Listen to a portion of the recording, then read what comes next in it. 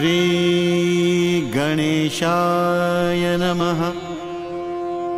पंचमुखी हनुमान कवच सर्व प्रकार के अनिष्ट दूर करने वाला है। इसके नियमित पाठ से सभी प्रकार के रोग और कष्ट दूर होते हैं। पंचमुखी श्री हनुमान जी का चित्र यदि घर के प्रवेश द्वार पर लगाया जाए तो बड़ा ही मंगलकारी होता है और श्री हनुमान जी की कृपा प्राप्त हो जाती है। भक्तजनों, आइए पंचमुखी श्री हनुमान जी की कवच का पाठ करते हैं। श्री गरुड़ उवाच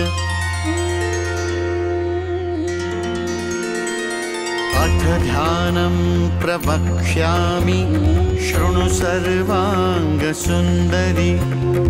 यत्कृतं देवदेवेन ध्यानं हनुमतः प्रियं। पंचवक्त्रं महाभीमं त्रिपञ्चनयनैर्युतं। बाहुभिर्दशभिर्युक्तं सर्वकामार्थसिद्धिदं।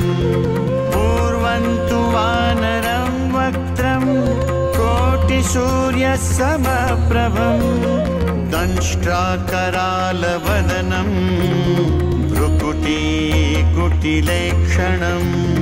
अस्यैव दक्षिणं वक्त्रं नारसिंहं महाद्भुतम्।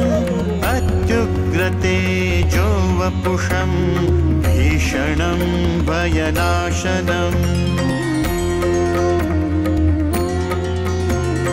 पश्चिमं गारुडं वक्त्रं वक्रतुण्डं महाबलं।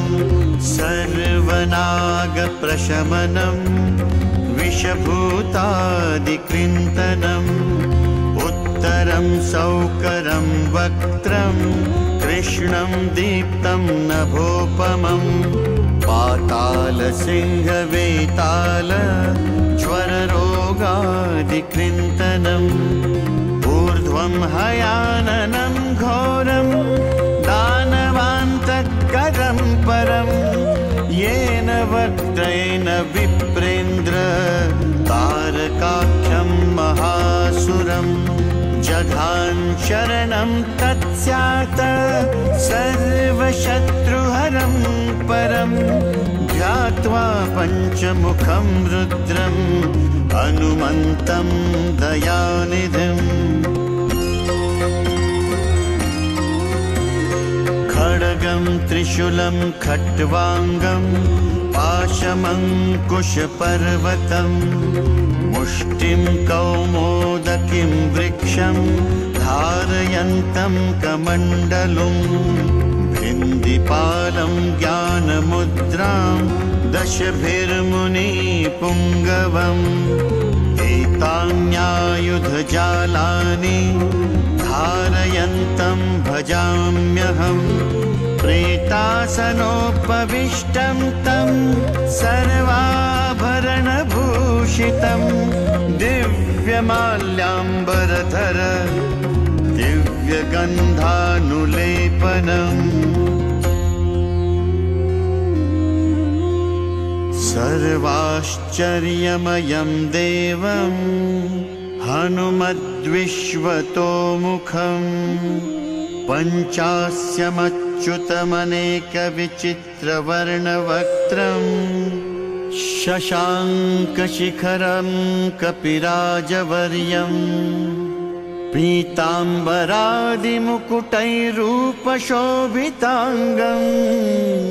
पिङ्गाक्षमाद्यमनिशं मनसा स्मरामि।